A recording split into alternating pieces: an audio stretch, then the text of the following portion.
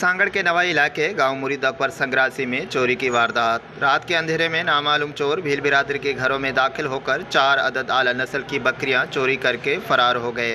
वाक़े के बाद गांव के रिहायशियों ने खोजी कुत्तों की मदद से चोरी की तलाश शुरू की। कुत्ते हसन चांडियों के ओताक पर जा रुक गए। चांडियों बिरादरी के अफराद ने तेज में आकर भाट और भील बिरादरी के घरों पर हमला कर दिया। भील बिरादरी के अफराद ने एहतजाजी मुजाहरा करके धरना दे दिया।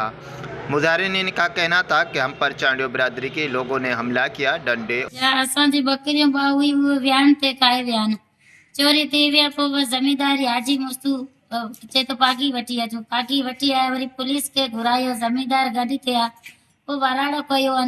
वाराड़ो खणी वियो, कुत्तो सिधो वियो चांडियुनि जे घरनि में। उते वञी वेठो, पोइ सभु गॾु थिया। तो चए भरे उहे चए त पोइ वरी उतां चए हा उते वरी वापसि घर आया आहिनि। असांजे अची धक आया आहिनि, ज़मींदार खे धक आया आहिनि, हाजी मुस्तू खे धक आया आहिनि। मुतासरा अफराद ने एहतजाज करते हुए खिपरो टू सांगा रोड ट्रैफिक के लिए बंद कर दिया गया।